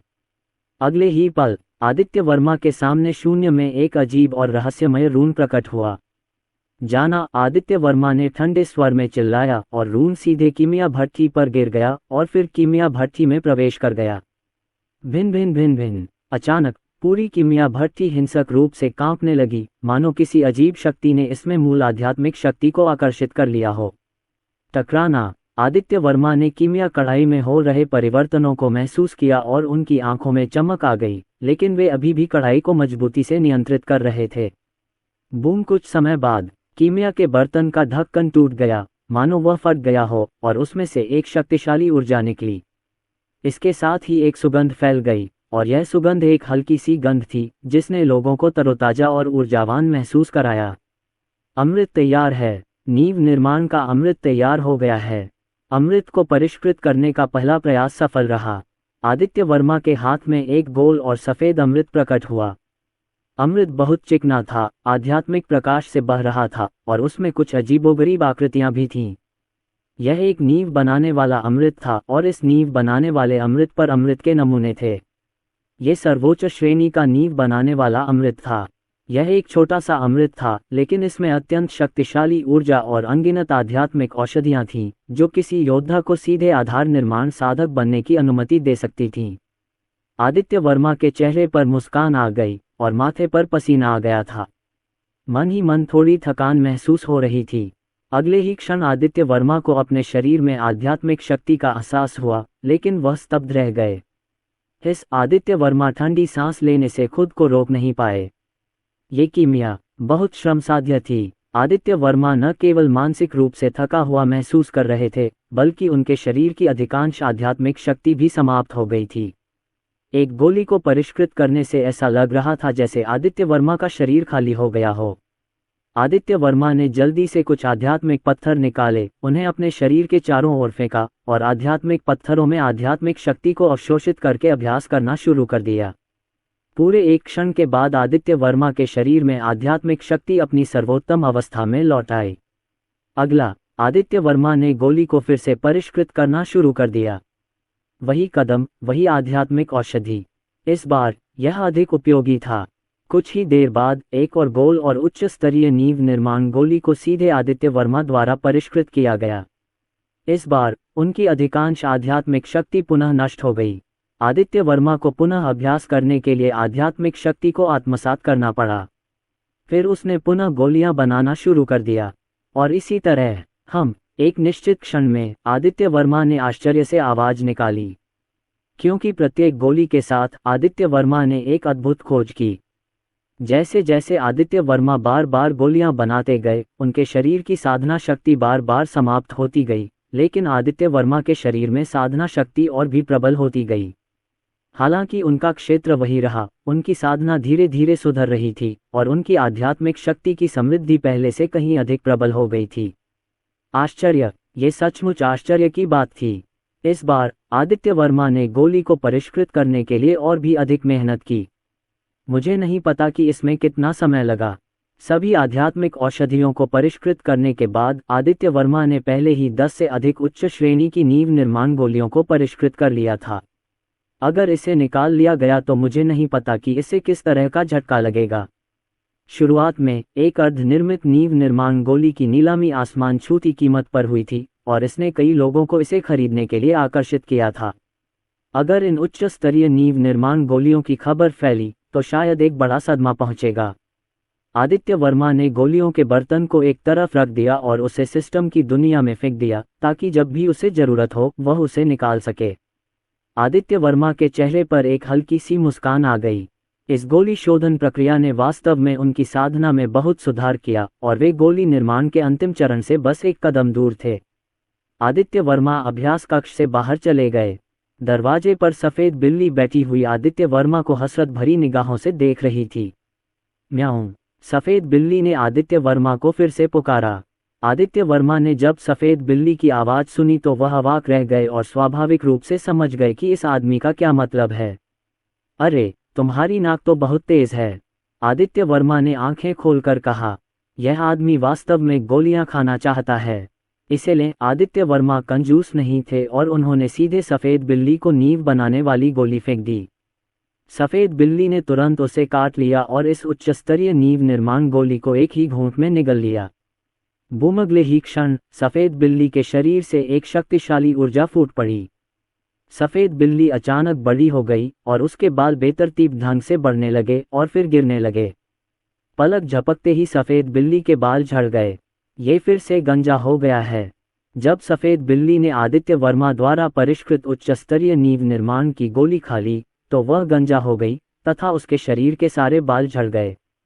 हालांकि उसी समय सफेद बिल्ली के शरीर से एक मजबूत ऊर्जा उतार चढ़ाव आया। वह गंजा हो गया लेकिन अधिक शक्तिशाली हो गया। अगले ही पल सफेद बिल्ली फिर से बिल्ली के बच्चे में बदल गई, लेकिन वह गंजा हो गया था, जो थोड़ा अजीब लग रहा था। इस उच्च कोटि की नींव बनाने वाली गोली में बहुत शक्ति है जो इतने कम समय में पच नहीं सकती। म्याऊं, सफेद बिल्ली ने आदित्य वर्मा को फिर से बुलाया, लेकिन सीधे चली गई। संभवतः वह फिर से जंगली बिल्लियों के साथ घूमने निकली थी। आदित्य वर्मा की धारणा में ये सफेद बिल्ली अब नींव निर्माण के मध्य चरण में एक कृषक के बराबर है और शायद सिद्धार्थ जैनरेन भी उसका प्रतिद्वंद्वी नहीं है। ये सोचते हुए आदित्य वर्मा को फिर से सिद्धार्थ जैनरेन का ख्याल आया। यह आदमी पिछली बार अमृत वापस भेजने के बाद फिर से जिंगुआ के पास भागा। सिद्धार्थ जैनरेन आदित्य वर्मा का सेवक है और उसने एक सोल कॉन्ट्रैक्ट साइन किया है। हालांकि वे हजारों मील दूर हैं, फिर भी आदित्य वर्मा सिद्धार्थ जैन की लोकेशन और यहाँ तक कि सिद्धार्थ जैन की वर्तमान स्थिति को भी साफ साफ महसूस कर सकता है। लेकिन इस समय आदित्य वर्मा का चेहरा थोड़ा बदल गया, उसकी आंखें झुक गईं और उसकी आंखों में एक तीखी नज़र चमक उठी, क्योंकि आदित्य वर्मा को लगा कि सिद्धार्थ जैन की वर्तमान स्थिति बहुत अच्छी नहीं है। ऐसा लग रहा था कि वह घायल हो गया है। आत्मा अनुबंध ने सिद्धार्थ जैन का संदेश भेजा और सिद्धार्थ जैन इस समय बेहद कमजोर लग रहे थे। ये स्पष्ट रूप से घायल होने का आभास है। क्या हुआ? आदित्य वर्मा ने अपनी साधना शक्ति को सक्रिय किया, अपने मन को शांत किया, आत्मा अनुबंध में आत्मिक शक्ति का संचार किया और विचार का संदेश सीधे प्रसारित किया गया। मास्टर, मदद करें। आत्मा अनुबंध के अस्तित्व के साथ सिद्धार्थ जैन उनके बीच के संबंध के माध्यम से आदित्य वर्मा तक जानकारी भी पहुंचा सकता है। मन ही मन आदित्य वर्मा की आवाज़ सुनकर सिद्धार्थ जैन का दिल अचानक खुश हो गया। मूलतः सिद्धार्थ जैन खन्ना परिवार में प्रैक्टिस करते थे। यद्यपि सिद्धार्थ जैन खन्ना परिवार के लिए काम करते हैं, खन्ना परिवार के उपासक और नींव निर्माण के मध्य चरण में एक कृषक के रूप में खन्ना परिवार में सिद्धार्थ जैन का दर्जा अभी भी बहुत ऊंचा है। पिछली बार संजय खन्ना को अर्धनिर्मित नींव निर्माण पिल प्राप्त करने में मदद करने के बाद से खन्ना परिवार सिद्धार्थ जैन के प्रति अत्यंत सम्मानपूर्ण रहा है। मूलतः सिद्धार्थ जैन को जो भी चाहिए खन्ना परिवार उसे बिना किसी शर्त के दे देगा। कुछ दिन पहले सिद्धार्थ जैन को कुछ आध्यात्मिक दवा की ज़रूरत थी और खन्ना परिवार ने सीधे सिद्धार्थ को इसे तैयार करने में मदद की। यहाँ तक कि सिद्धार्थ जैन इन दिनों जिन आध्यात्मिक पत्थरों का अभ्यास कर रहे हैं वे सभी खन्ना परिवार द्वारा प्रदान किए गए हैं। हालांकि 2 दिन पहले सब कुछ बदल गया। अभी 2 दिन पहले खन्ना परिवार के गुप्त आध्यात्मिक गोली अनुसंधान केंद्र में सफ़ेद वस्त्रधारी कई व्यक्तियों ने कई दिनों और रातों के अनुसंधान के बाद अंततः नींव निर्माण गोली के अवयवों और सूत्र का अध्ययन किया। ये सही है, ये नींव निर्माण की गोली का फॉर्मूला है। जैसा कि हम सभी जानते हैं, नींव निर्माण की गोली का फॉर्मूला कई वर्षों से खो गया है, लेकिन इस दिन खन्ना परिवार द्वारा नींव बनाने वाली गोली के फॉर्मूले पर शोध किया गया था। सफ़ेद वस्त्र पहने ये आकृतियां डॉक्टर नहीं हैं, बल्कि एक विशेष पेशे से जुड़े रसायनज्ञ हैं। पूरे महाद्वीप में कीमियागर भी एक बहुत लोकप्रिय पेशा है। उदाहरण के लिए, कुणाल राठौर ने जो भौतिक औषधि खाए और जिससे उसकी ताकत तुरंत बढ़ गई, वह इन राक्षस शोधकों द्वारा बनाई गई थी। और कई शीर्ष कीमियागर मूलतः शक्तिशाली ताकतों के हाथों में हैं। लेकिन इस समय खन्ना परिवार के लिए कई कीमियागर काम कर रहे हैं। क्या ये नींव बनाने वाली गोली का फॉर्मूला है? खन्ना परिवार के गुप्त अमृत शोध केंद्र में एक अधेड़ उम्र का व्यक्ति धूसर वस्त्र पहने, एक शक्तिशाली आभा से भरा हुआ 40-50 साल का लग रहा था और किसी वरिष्ठ व्यक्ति जैसा आभा मंडल लिए हुए था। इस समय हाथ में एक कागज लिए बेकाबू उत्साह के भाव के साथ उसने सामने खड़े लोगों से पूछा, और इस कागज के टुकड़े पर विभिन्न आध्यात्मिक औषधियों का विस्तृत वर्णन था। परिवार के मुखिया को सूचित करते हुए, ये नींव निर्माण की गोली का सूत्र है। एक सफ़ेद वस्त्र पहने कीमियागर ने तुरंत अधेड़ उम्र के आदमी से कहा। उनके सामने अधेड़ उम्र के व्यक्ति पूरे खन्ना परिवार के मुखिया राजेश खन्ना थे। बहुत से लोग नहीं जानते कि उनका असली नाम क्या था, लेकिन कहा जाता है कि राजेश खन्ना नाम बाद में इसी अधेड़ उम्र के व्यक्ति ने बदल दिया था। कुनलुन नाम बहुत प्रभावशाली है, लेकिन वास्तव में ये राजेश खन्ना ही वह व्यक्ति है जो जीवन और मृत्यु को सही मायने में नियंत्रित करता है। बीजिंग के प्रमुख परिवारों में से एक होने के नाते, हालांकि खन्ना परिवार झाओ, कियान, सुन और ली परिवारों जितना अच्छा नहीं है, फिर भी यह शीर्ष परिवारों में से एक है। और खन्ना परिवार के मुखिया के रूप में राजेश खन्ना साधन और खेती दोनों में असाधारण हैं। कितने साल बीत गए, नींव बनाने वाली गोली का फॉर्मूला आखिरकार पता चल ही गया। भगवान सचमुच मेरी मदद कर रहे हैं। इस बार मेरे खन्ना परिवार को आगे बढ़ने से कोई नहीं रोक सकता। अब समय आ गया है कि इस आकाश के टुकड़े को बदला जाए। कीमियागर से सकारात्मक उत्तर सुनकर राजेश खन्ना के चेहरे पर एक बार फिर उत्तेजना छा गई और उनकी साधना शक्ति भी नियंत्रण से बाहर हो गई। राजेश खन्ना से अनायास ही एक शक्तिशाली दबाव निकला, जिससे इन कीमियागरों को फिर से बहुत झटका लगा। वे सभी जन्मजात योद्धा थे और कुछ ने तो नींव निर्माण के क्षेत्र में आधा कदम भी रखा, लेकिन राजेश खन्ना के दबाव में उन्हें सांस लेने में थोड़ी कठिनाई महसूस हुई और वे भयभीत हो गए। ताकतवर, ये राजेश खन्ना सचमुच शक्तिशाली है। इस नींव निर्माण गोली के फॉर्मूले से मेरा खन्ना परिवार एक वास्तविक साधक पैदा करने में सक्षम होगा। उस समय झाओ, कियान, सुन और ली क्या होंगे? खन्ना परिवार के भविष्य के बारे में सोचकर राजेश खन्ना की आंखें भर आईं। उनकी बदौलत खन्ना परिवार एक कदम और आगे बढ़ेगा और सचमुच महाद्वीप में शीर्ष पर खड़ा होगा। पिताजी, क्या ये सफल हुआ? क्या मैं भी किसान बन सकता हूँ? लेकिन इसी समय राजेश खन्ना के पीछे खड़े एक युवक ने भी उत्साहित होकर पूछा। अगर आदित्य वर्मा यहाँ होते तो इस युवक को जरूर पहचान लेते। ये संजय खन्ना था। हाँ, नींव बनाने वाली गोली का फॉर्मूला यही है। नींव बनाने वाली गोली अब दूर नहीं है। जब तक आप नींव बनाने वाली गोली को निखारते रहेंगे, आप भी एक सच्चे साधक बन सकते हैं। सिर्फ आप ही नहीं, मैं चाहता हूं कि खन्ना परिवार का हर व्यक्ति सच्चा साधक बने। मैं चाहता हूं कि खन्ना परिवार युगों युगों तक अमर रहे।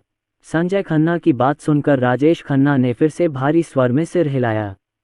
जुन जी, इस बार तुमने बहुत अच्छा काम किया। तुम नींव बनाने वाली गोली का आधा हिस्सा वापस पाने में कामयाब रही। तुमने वाकई बहुत बड़ा योगदान दिया है। भविष्य में तुम जो चाहोगी पा सकती हो। पूरे महाद्वीप पर मेरे खन्ना परिवार का नियंत्रण होगा। हाँ, अपने पिता की बातें सुनकर संजय खन्ना ने भारी स्वर में सिर हिलाया। क्या उस वक्त कोई भी औरत पाना मुमकिन नहीं था जिसे वो चाहता था? संजय खन्ना की एक खूबसूरत कल्पना थी। जुन जी, इस बार आपने अच्छा काम किया। आपने एक भिक्षु को भी भर्ती किया है जो फाउंडेशन स्थापना के मध्य चरण में है, जिसका उपयोग हमारे खन्ना परिवार द्वारा किया जाएगा। मैंने सुना है कि दूसरे पक्ष ने फाउंडेशन स्थापना गोली का आधा हिस्सा हड़प लिया है। राजेश खन्ना ने संजय खन्ना की ओर फिर मुस्कुराते हुए कहा, हाँ पिताजी, लेकिन मास्टर सिद्धार्थ का शुक्रिया, अगर वे न होते तो मैं सचमुच ये फाउंडेशन स्थापना गोली नहीं पा पाता। संजय खन्ना ने फिर सिर हिलाया। हाँ, उसकी ज़रूरतों को पूरा करने की पूरी कोशिश करो और उसे नाराज मत करो। राजेश खन्ना ने गहरी आवाज में फिर आदेश दिया। बिल्कुल, कुछ दिन पहले उसे अमृत की एक खेप की ज़रूरत थी और मैंने उसे हमारे अमृत पुस्तकालय से बहुत सारे अमृत मुफ्त में दिए। ये सुनकर संजय खन्ना ने फिर अपनी छाती थपथपाई और कहा, अमृत? उसे अमृत किस लिए चाहिए? छोड़ो, कोई बात नहीं, हमारे पास वैसे भी बहुत सारा अमृत है। लेकिन संजय खन्ना की बातें सुनकर राजेश खन्ना थोड़ा चौंके, पर उन्होंने ज्यादा कुछ नहीं कहा।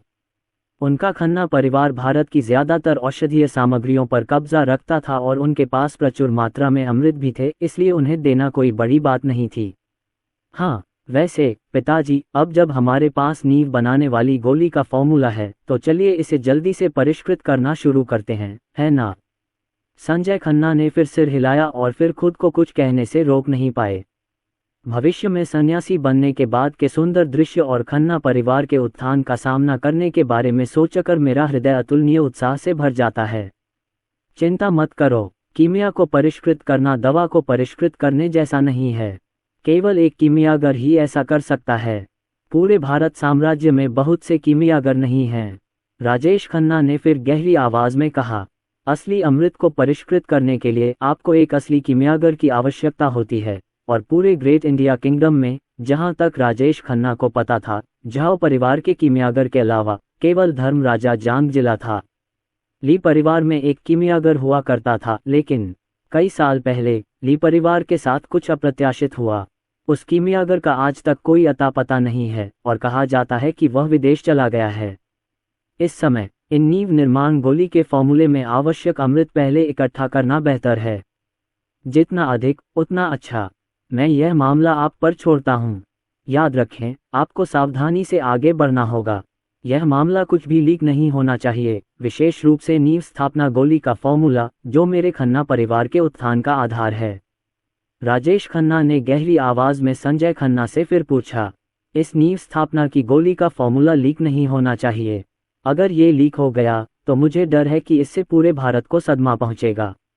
हालांकि भविष्य में उनके खन्ना परिवार को भारी परेशानियों का सामना करना पड़ेगा और झाओ कियान, सुन ली और अन्य जैसे बड़े परिवार उनके खन्ना परिवार के लिए इसे आसान नहीं बनाएंगे। हाँ पिताजी, जब मैं कुछ कर रहा हूं तो आप चिंता मत कीजिए। संजय खन्ना ने पुनः आश्वस्त होकर कहा, मैं अभ्यास करने गया हूं और मुझे लगता है कि मैं सफलता प्राप्त करने वाला हूं। राजेश खन्ना ने फिर कहा, सचमुच ये बहुत अच्छा है पिताजी। अगर आप फिर से कोई सफलता हासिल करते हैं तो क्या ये। अपने पिता की बातें सुनकर संजय खन्ना हैरान रह गए। उनके बगल में सफ़ेद वस्त्र पहने किमियागर राजेश खन्ना की बातें सुनकर चौंक गए। इस हफ्ते कुनलुन पहले से ही नींव निर्माण के अंतिम चरण में एक भिक्षु है। अगर वह फिर से आगे बढ़ता है तो क्या यह एक गोली का निर्माण नहीं होगा। बधाई हो पिताजी, बधाई हो परिवार के मुखिया, बधाई हो परिवार के मुखिया, बधाई हो। अचानक संजय खन्ना और कई अन्य लोगों की ओर से राजेश खन्ना को बधाई देने की आवाज़ें आने लगीं। अगले ही पल राजेश खन्ना सीधे खन्ना परिवार के अंडरग्राउंड में चले गए। खन्ना परिवार का विला बीजिंग की पश्चिमी सीमा पर स्थित है। इस विला में ज़मीन के नीचे एक गुफा है। इसमें एक ठंडा कुंड भी है जो आध्यात्मिक ऊर्जा से भरपूर है। राजेश खन्ना ने सीधे एकांत में साधना शुरू कर दी और संजय खन्ना ने सीधे फाउंडेशन स्थापना गोली को परिष्कृत करने के लिए अमृत इकट्ठा करना शुरू कर दिया। हालांकि जब संजय खन्ना अपने अमृत भंडार में गए तो उन्होंने लोगों को लंबे समय तक इसकी खोज करने की व्यवस्था की। नहीं, ऐसा क्यों नहीं है? संजय खन्ना ने अचानक भौहें चढ़ा लीं और आंखें चौड़ी करके पूछा। मास्टर खन्ना, एक भी बैंगनी दिल वाली घास नहीं बची है। खन्ना परिवार के अमृत भंडार के प्रबंधन का प्रभारी व्यक्ति संजय खन्ना के सामने खड़ा हो गया और मुंह बनाते हुए बोला, उस दिन आध्यात्मिक जड़ कहाँ है? संजय खन्ना ने तुरंत पुनः बोलते हुए फाउंडेशन एस्टेब्लिशमेंट पिल फॉर्मूले में एक और अमृत का नाम बताया। लोगों के एक समूह ने विशाल अमृत भंडार को काफी देर तक खोजा। युवा मास्टर खन्ना, मेरी भी कोई त्यानलिंग जड़ें नहीं हैं। प्रभारी व्यक्ति ने संजय खन्ना से फिर कहा, क्या कोई स्वर्गीय आध्यात्मिक मूल नहीं है? इतने बड़े अमृत पुस्तकालय और हजारों अमृतों के होते हुए भी एक भी स्वर्गीय आध्यात्मिक मूल कैसे नहीं है? जब संजय खन्ना ने प्रभारी व्यक्ति की बात सुनी तो उन्हें बुरा लगा। उन्होंने भौहें चढ़ाईं और फिर से कठोरता से कहा, ग्रीन स्पिरिट ग्रास के बारे में क्या? संजय खन्ना अवाक रह गए और तुरंत एक अन्य आध्यात्मिक घास का नाम बताया। कुछ समय बाद अमृत पुस्तकालय का प्रभारी व्यक्ति, मास्टर खन्ना, अब किंगलिंग घास नहीं बची है। जो जे बकवास। संजय खन्ना खुद को कोसने से नहीं रोक पाए। उन्होंने अपना गुस्सा दबाया और चौथे अमृत का नाम लिया। 9 पत्ती वाला फूल कहाँ है? एक क्षण बाद अमृत पुस्तकालय का प्रभारी व्यक्ति, अब 9 पत्तों वाले फूल नहीं बचे हैं। ये सुनकर संजय खन्ना अचानक इसे बर्दाश्त नहीं कर सके और तुरंत गुस्से में आ गए। क्या बकवास है? न ये न वह। आप केवल अमृत भंडार का प्रबंधन कर सकते हैं। जब अमृत पुस्तकालय के प्रभारी व्यक्ति ने संजय खन्ना के शब्द सुने तो उसकी अभिव्यक्ति चिजियांग की तरह बदसूरत हो गई और उसने कमजोर होकर कहा, युवा मास्टर खन्ना, मैं कुछ नहीं कर सकता। पहले तो ऐसी आध्यात्मिक जड़ी बूटियां बहुत कम थीं और अब तो सचमुच एक भी नहीं बची है। ये सुनकर संजय खन्ना अचानक दंग रह गए। पहले तो बहुत नहीं थे, फिर भी कुछ थे, अब कोई क्यों नहीं है? क्या तुम मजाक कर रहे हो? संजय खन्ना एक बार फिर गुस्से में आ गए। मिस्टर खन्ना, मुझे याद है कुछ दिन पहले हमारे दवाखाने में कुछ जड़ी बूटियां थीं, लेकिन क्या आपने पिछली बार किसी से कुछ निकालने के लिए नहीं कहा था? आपने तो कहा था कि आप उन्हें बांट रहे हैं। दवा भंडार के प्रभारी व्यक्ति ने कमजोर स्वर में कहा, उसकी आवाज में नाराजगी का भाव था। क्या? ये सुनकर संजय खन्ना अवाक रह गए और स्तब्ध रह गए। मैंने किसी से कहा था इन्हें बाहर निकालने के लिए। ये कैसे हो सकता है? मैंने कब किसी से कहा था इन्हें बाहर निकालने के लिए? हिस। संजय खन्ना ने कठोर स्वर में फिर कहा, लेकिन बोलना समाप्त करने से पहले ही उन्हें अचानक याद आ गया और अविश्वास से उनकी आंखें चौड़ी हो गईं, यहाँ तक कि उन्होंने ठंडी सांस भी ली। बिल्कुल नहीं। क्या आप उन लोगों के बारे में बात कर रहे हैं जो मैंने कुछ दिन पहले सिद्धार्थ जैनरेन को दिए थे? संजय खन्ना बुदबुदाया, उसका चेहरा अचानक बदसूरत हो गया। हाँ मिस्टर खन्ना, मेरे पास गोदाम में आने जाने वाली हर चीज का रिकॉर्ड है। आपने पिछली बार मांगी गई सभी आध्यात्मिक दवाइयां दे दी थीं। लिन मेडिसिन वेयरहाउस के प्रमुख ने फिर सिर हिलाया और कहा, अरे मैंने तो सब दे दिया। संजय खन्ना स्तब्ध रह गए और उन्हें चक्कर आने लगा। ऐसा कैसे हो सकता है? आखिर सिद्धार्थ जैनरेन को दी गई सभी आध्यात्मिक औषधियां इस नींव निर्माण की गोली के फॉर्मूले में क्यों आवश्यक हैं? ये बड़ा सौदा है। संजय खन्ना रोने वाले हैं। क्या करें? क्या आध्यात्मिक औषधियां वापस की जा सकती हैं?